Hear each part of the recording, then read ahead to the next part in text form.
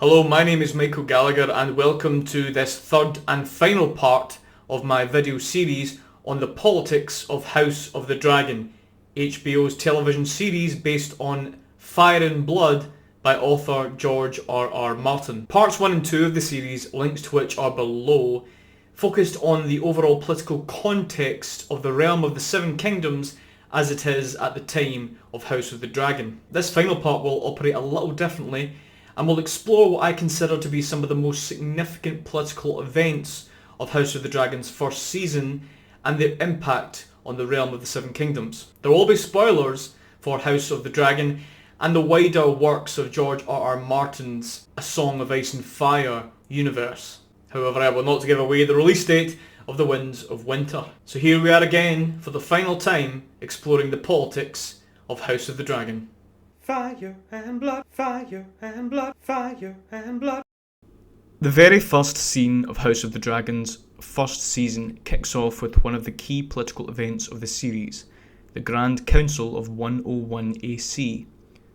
The significance of the Grand Council of 101 to the political future of the realm and the ensuing plot of House of the Dragon cannot be overstated, and clearly this truth is emphasised by its place at the show's opening. Now, just for some context, before the Grand Council of 101 AC, the succession between sovereigns of the Seven Kingdoms, whilst a bit messy at times, was relatively straightforward.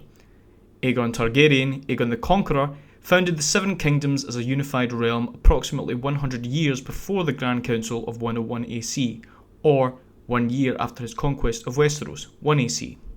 Aegon was succeeded by his firstborn son, Aenys Targaryen, in 37 AC, with Aegon's second-born son, Maegor Targaryen, taking the throne in 42 AC following Aenys' death. Maegor took to the throne despite Aenys already having an heir of his own. Without getting into it, there was a bit of to and fro, some battles and infighting, and Maegor only sat the throne for 8 years before being replaced by Aenys' son, Jaehaerys, who took the throne in 48 AC. Now, Jaehaerys would reign for longer than the 3 previous monarchs combined, and this is where things get a bit complicated.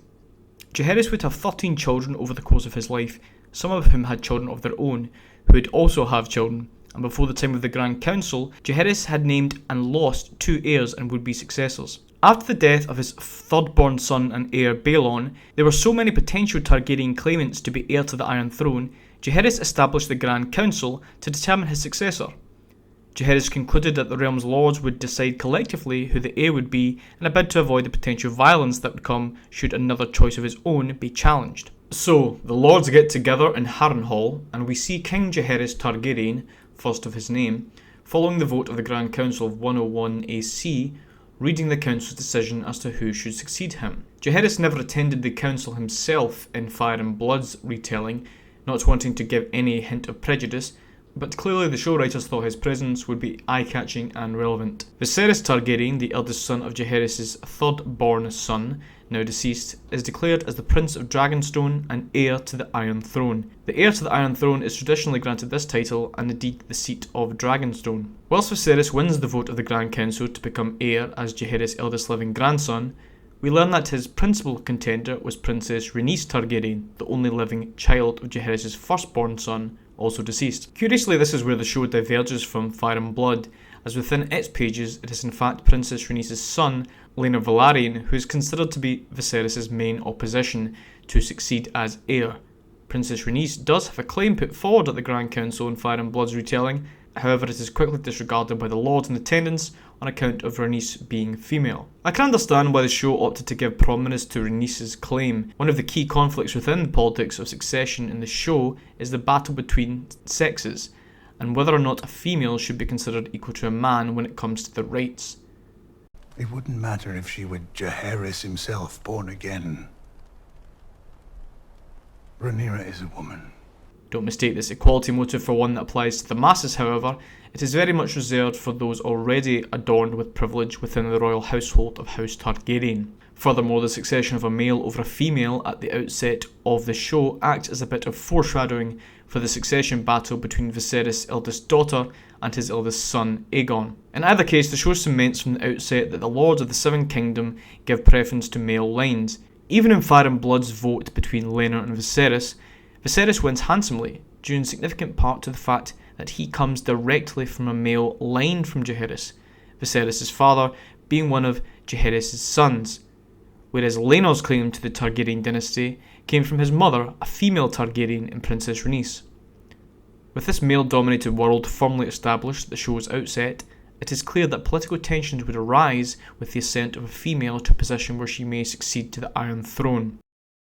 The significance of a political event can only truly be measured by its lasting impact, and whilst the Grand Council of 101 AC arguably staved off a violent contest for the Iron Throne for a time, it also planted the seeds for future conflict, and its shadow is conspicuous throughout the entirety of House of the Dragon's first season. This is probably most notable through the show's exploration of the Crown's relationship with one of its most powerful allies, House Velaryon. House Velaryon is one of the most powerful houses in Westeros, and aside from the Targaryens, one of the few houses in the Seven Kingdoms with origins in the Valyrian freehold of Essos, a significant civilization of times past. House Velaryon's significance in relation to the Grand Council comes from the fact that Viserys' primary contender to succeed to the Iron Throne, Princess Rhaenys, was married to House Velaryon's head, Lord Corlys Velaryon. You see, if Princess Rhaenys had indeed been the one to succeed Jaehaerys, her child, who would be a Velaryon, would themselves eventually inherit the Iron Throne, thus ensuring that House Velaryon permanently secured itself as part of the royal fold. Lord Corlys, however, seeing his wife, Princess Rhaenys, cast aside to become the queen who never was deeply wounded. He never lost his belief that his wife should have inherited the Iron Throne. He even floats the suggestion of her being named as Viserys' heir after the king's wife and infant son died. Throughout the series, he is unable to move past the Grand Council's decision and seeks to rectify it in some sense by ensuring that a Velaryon can, in some measure, ultimately be connected directly with the Iron Throne. I fear nothing short of a direct line to the Iron Throne will satisfy him. Lord Corlys initially attempts this by offering his daughter's hand in marriage to King Viserys, and when this proposal is rejected, it leads Corlys to kick off an ongoing armed conflict with significant political ramifications. Indeed, the Grand Council's decision, which irked Corlys so much, leads the Crown to attempt to appease him throughout the series, signifying the lasting significance of the Council. This appeasement by the Crown ultimately leads to Corlys and the King securing a marriage pact between Viserys' chosen heir Rhaenyra and Corlys' son Laenor, which gives Corlys the connection to the crown he wants, and indeed staves off his ambitions to form an alliance outside the Seven Kingdoms with one of the three cities of the continent east of Westeros, Essos. Finally, although Lord Corlys' relationship with the Crown sours later on in the season, ultimately he sides with Rhaenyra in her campaign to secure the Iron Throne against her brother Aegon, recognising only through this means will his family have a lasting legacy in the future royal household, and only then will his wish at the Grand Council become truth in some part. The show's first episode also sees what is arguably, alongside the Grand Council decision, the season's most noteworthy political event, and that is King Viserys' proclamation naming his daughter, Rhaenyra, Princess of Dragonstone and heir to the Iron Throne. Just as the first episode's beginning sees it cemented that a male will always take precedent in terms of ascending the throne, the episode's ending sees this determination completely overturned, with Viserys' declaration that Rhaenyra, a woman, will succeed him as ruler of the Seven Kingdoms. Whilst Viserys took the action of naming his daughter heir to ensure stability in the realm and to keep it free of the uncertainty and potential for conflict that may occur should he die without a clear alternative heir, the very fact of naming a woman heir in a realm that has made clear in large part that it supports a male ruler creates a tension that boils over throughout the show's duration and ultimately leads to the very conflict and instability that Viserys was trying to prevent. Of particular interest at Viserys' ceremony to name Rhaenyra his heir is the collection of lords of the Seven Kingdoms who are called upon to swear their fealty to Rhaenyra as their future queen. Whilst you don't see them all on screen, every lord, paramount and vassal will have sworn fealty to Rhaenyra, despite the fact that some of them may not ideally like the fact that a female would ultimately inherit the Iron Throne. Regardless, the promises of fealty made at this event would be utilised throughout the series as a strong argument for houses to remain loyal to Rhaenyra and her claim to the throne. Therefore, clear dividing lines would be indicated by the lords who chose not to uphold her position as heir and eventual queen. When Viserys eventually has a son in Aegon, the Grand Council decision to support the precedent of male leadership and Viserys' declaration of his daughter as heir act as the two pillars of conflict that steadily rise throughout the show's duration, causing splits in the royal court and ultimately lead to the precipice of civil war by the season's end. One of the ongoing series of political interests in the show's first season are the developments on and around a set of islands known as the Stepstones, located off the coast of the southeast of the Seven Kingdoms. In fact, the issue of the stepstones is the very first matter raised at the first small council meeting we see on screen in the show. These islands hold significance due to their key position within the shipping lanes of the Narrow Sea, shipping lanes vital for trade between a number of free independent city-states of Essos and the Seven Kingdoms. Merchant ships, to complete their pass of key shipping lanes, would require to sail through and past the stepstones. Furthermore, with merchant ships more likely to hug coasts around Essos and Westeros, rather than sail into deep oceans, the stepstones become an ever more significant part of the shipping trade routes between Essos and Westeros. Now, some context on why the stepstones have the potential to cause such strife. Because of their key strategic location, anyone who held control over them would essentially be able to control the free flow of goods between Westeros and Essos that go through them. Over the years, different free cities of Essos have staked claim to the stepstones. However, through much of their history, the islands have been essentially lawless territory, acting as a safe haven for outlaws and pirates. These brigands would take to disrupting the trade going past the stepstones, causing inconvenience and hampering economic activity. At the time of House of the Dragon's first episode, we learn from Lord Corlys that an alliance of 3 free cities, namely Lys, Myr and Tyrosh, known as the Triarchy, have recently, under the military leadership of the Myrish Prince Admiral Craigis Drahar, the Crab Feeder, begun sweeping over the stepstones and removing its criminal elements. Initially, the Crown find the situation a relatively positive one, given that without pirate attacks, trade could get through without disruption. And are we meant to weep for dead pirates? However, the Triarchy's control over the stepstones eventually leads to ever-rising shipping tolls as payment for passing the islands, and what's more, tolls were levied by numerous admirals among the Triarchy forces and went beyond collections of gold, with some admirals taking off women and children to serve at pleasure gardens and pillow houses. What will happen to Lady Joanna? She's to be sold to a pillow house in the free cities, if you believe the rumours. Lord Corlys even hints at general instability among the Isles, with ships being seized without Triarchy approval. Furthermore, with the tolls and costs of travelling through the stepstones having grown so much, some merchants began attempting to slip past Triarchy galleys to avoid them, in a similar way they had attempted to avoid the pirates who occupied the islands beforehand. Lord Corlys, who heads House Velaryon, had particular difficulty with this state of affairs in the stepstones.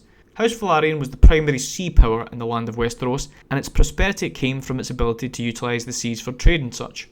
This is why we see Lord Corlys so forceful in his determination to ensure the Crown took action in the stepstones. Frustrated with what he saw as the Crown's perceived inaction to tackle the Triarchy in the stepstones, combined with his infuriation over King Viserys' decision to wed Alicent Hightower over Lord Corlys' daughter, Laena Velaryon, Corlys begins a military campaign to rout the Triarchy and its leader in the stepstones. It is possible, at least within the context of the show, that Lord Corlys would not have taken this action without the Crown's approval if Viserys had chosen to wed Laena Velaryon. Had Lord Corlys secured his long-time wish to see his family become part of the royal fold, at this stage, he may have felt more reason to stay his hand and stick closer to King Viserys the Peaceful's position of diplomacy over war. Nevertheless, he does start a military campaign in the Stepstones and enlists Daemon Targaryen, the king's younger brother, to help him. The war, by the time we see it in House of the Dragon, has been ongoing for 3 years, and at this point in the war, House Velaryon and Daemon's forces are struggling with a war of attrition from the Triarchy forces, leading to a loss in morale on the Velaryon side. Curiously, in House of the Dragon's telling of the story, the Crown would appear not to have involved itself in any way with the war, despite fire and blood indicating that Daemon's forces were regularly infused with gold from the Crown during the fighting. In any case, the Crown does eventually send 10 ships and 2,000 men to aid in the war efforts, and Daemon and Velaryon forces successfully rout the Triarchy in large part and defeat their military leadership in the Crab Feeder, securing the islands for the realm. However, despite the defeat of the Triarchy, there does appear to be some uncertainty for a time as to what the status of the Stepstones are in. Prince Daemon claims that no armies or ships were left behind to hold the islands, yet in a small council meeting shortly after this, it is indicated that Lord Corlys is causing the Crown some problems.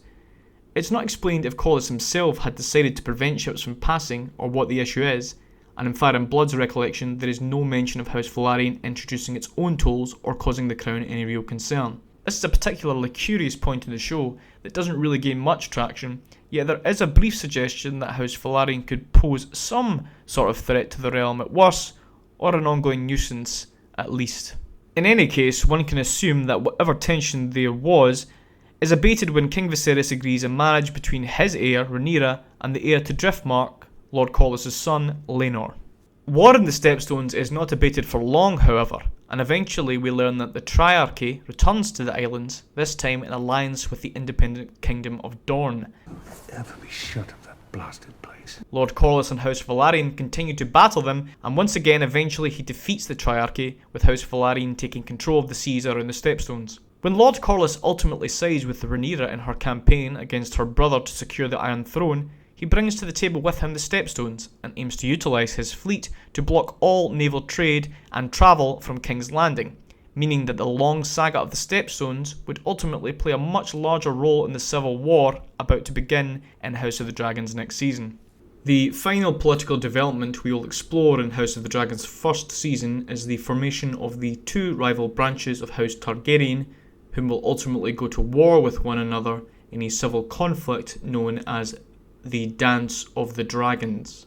The conflict we will see come to fruition in House of the Dragons next season is one between two rival factions that both formed in Season 1, namely the Greens and the Blacks. In simple terms, the Greens are the faction that emerges that support King Viserys' firstborn son, Aegon Targaryen, succeeding him to the Iron Throne upon his death, named so for the green-dressed Queen Alicent wore to the ball to celebrate Princess Rhaenyra's betrothal to Laenor Velaryon. Green is also one of the colours of Queen Alicent's house, House Hightower, and we learn it is the colour of House Hightower's beacon when it calls its banners to war. The Blacks are the faction that emerges that support King Viserys' firstborn child, Rhaenyra Targaryen's claim as heir to the Iron Throne. In Fire and Blood, the faction is also named after the colour of a dress Rhaenyra wears to a ball. Curiously, House of the Dragon's first season never explicitly refers to the faction as the Blacks, however there most certainly is a nod to this being their faction name,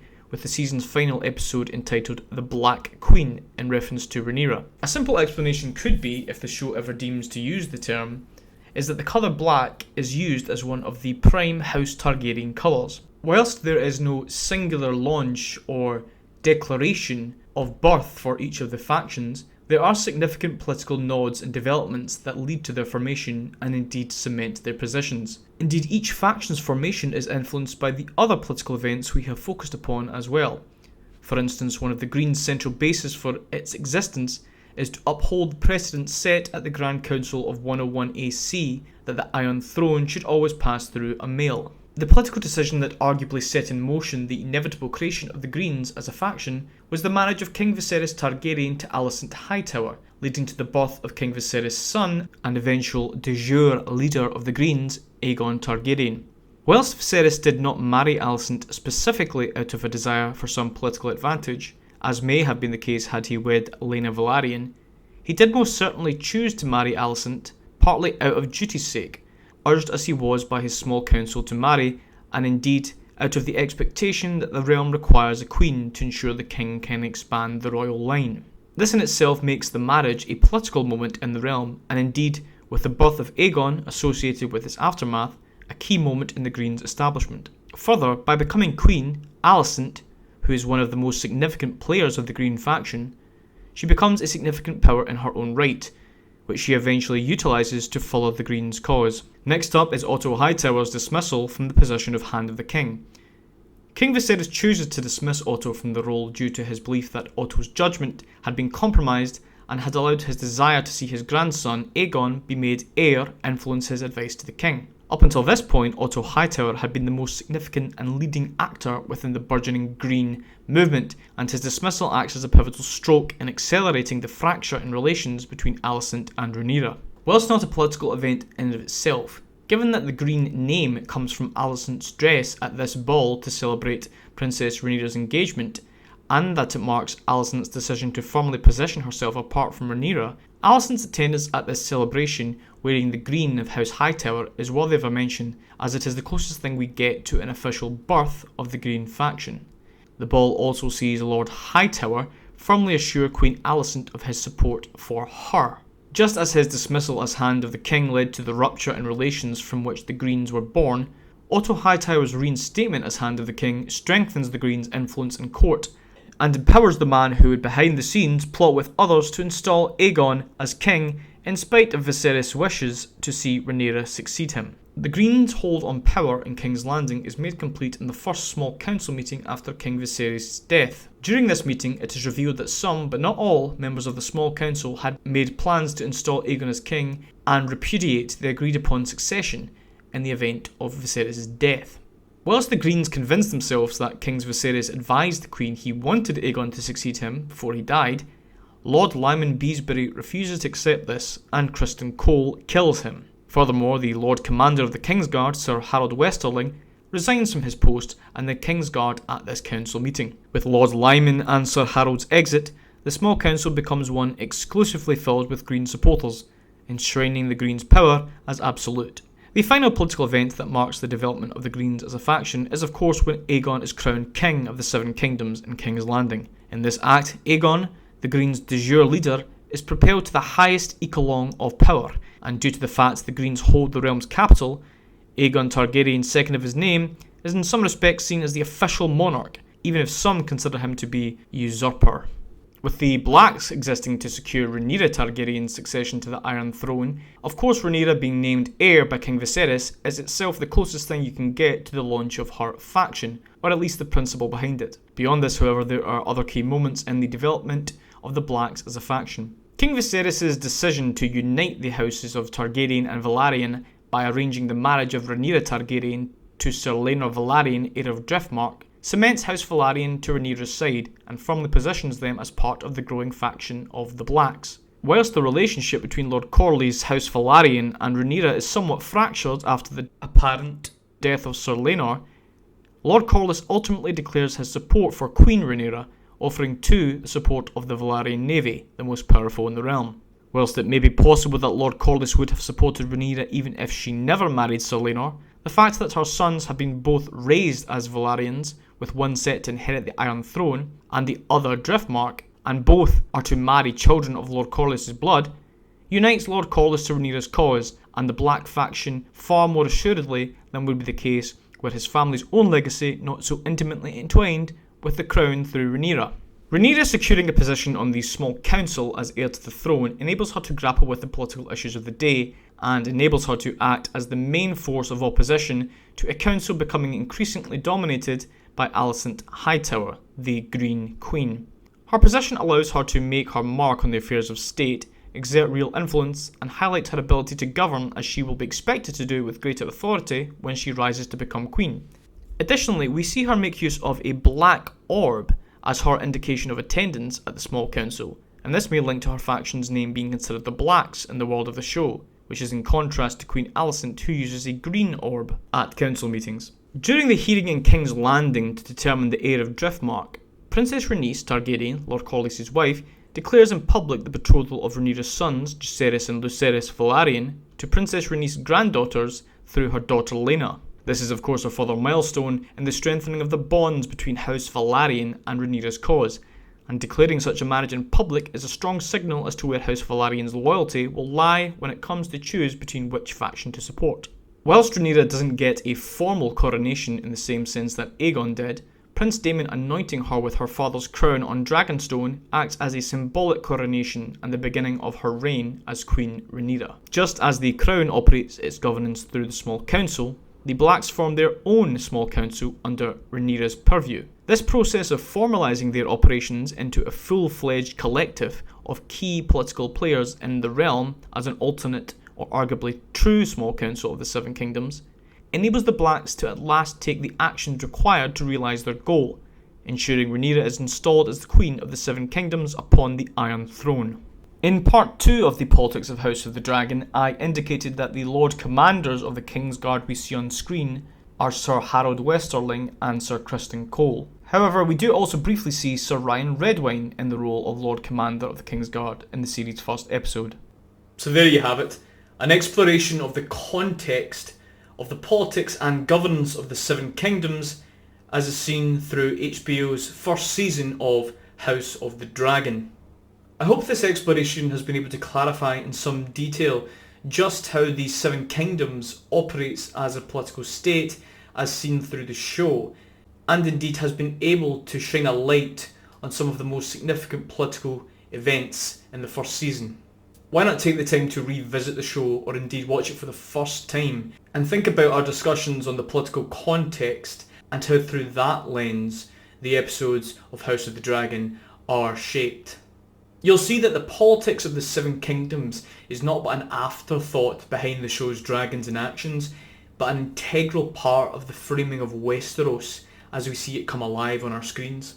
I have by no means covered the politics of House of the Dragon in its entirety, and there is much left for you to explore.